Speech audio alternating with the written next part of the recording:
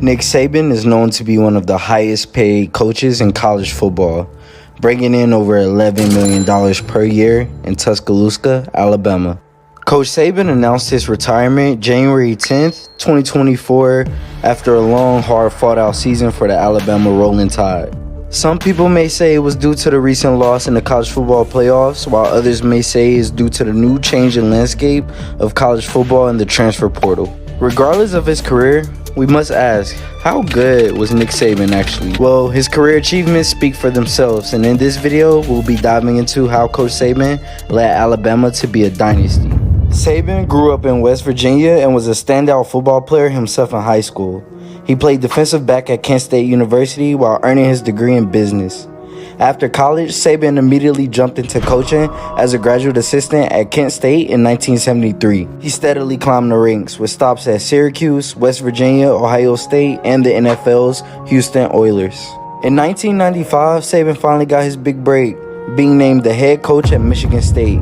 He achieved some decent success with the Spartans, going 34-24 over 5 seasons. In 1999, Saban thought it would be a good idea to leave MSU after the campaign to take over the LSU Tigers program in 2000. This is where Saban's career really took off. His time at LSU marked a turning point. Before Saban's arrival, the LSU football program struggled to maintain a consistently high level of performance. In the seasons preceding Saban's tenure, LSU had not achieved notable success on the national stage, often finishing with underwhelming records.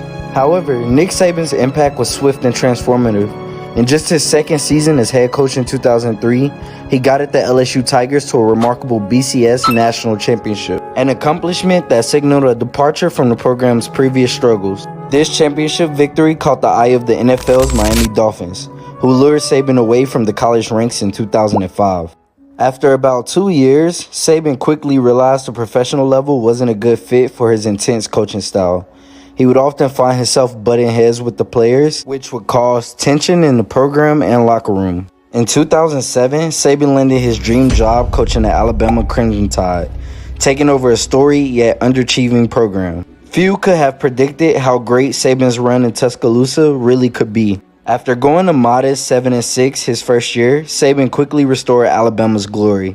An undefeated 14-0 national title season in 2009 announced the Tide's return to college football.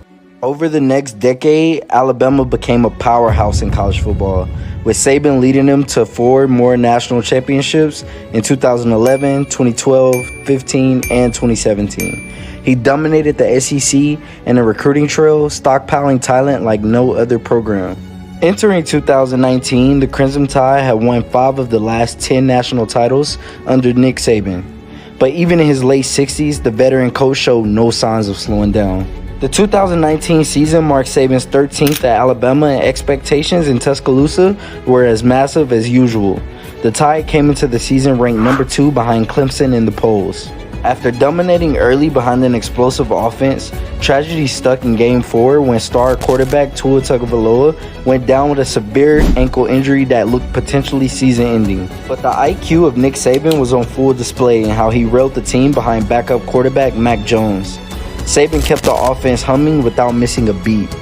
By mid-season, Alabama sat at 7-0 and number 1 in the polls when Tua made his return for a pivotal showdown with number 2 LSU. The Alabama defense had no answers for Joe Burrow, though, as the Tigers pulled a 46-41 stunner in Tuscaloosa to hand Saban his first loss. With their 19-game win streak shattered, Alabama needed to regroup quickly for a tough stretch run. Saban displayed his motivational mastery, rallying the troops to refocus on winning an SEC West title. The Tide took down Mississippi State before smashing Western Carolina in the home finale.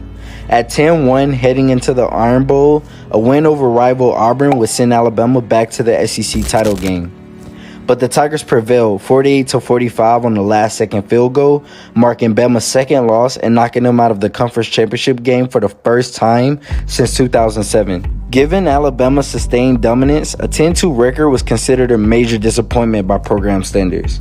However, Saban superbly kept the players locked in on finishing strong in their bowl game against Michigan. The Citrus Bowl showed Saban still had that championship fire even at age 67. Alabama came out firing early and never looked back, crushing the Wolverines 35-16 to finish the year 11-2. Now, for most programs, an 11-2 record would be considered a phenomenal season, but for Alabama, under Saban's outrageous standards, it was slightly underwhelming. However, a closer examination shows just how impressive the 2019 campaign really was for the legendary coach. His motivational and teaching abilities were on full display in how he handled the late season adversity.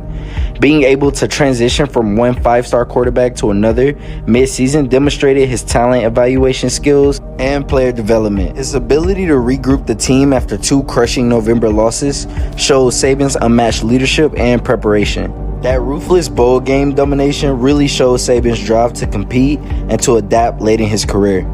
The 2019 season shed light on why Nick Saban is the most accomplished coach we've ever seen at the college level. It added yet another chapter to his growing unmatched legacy. Not to mention breaking down the details of each championship year that Alabama was able to reign again.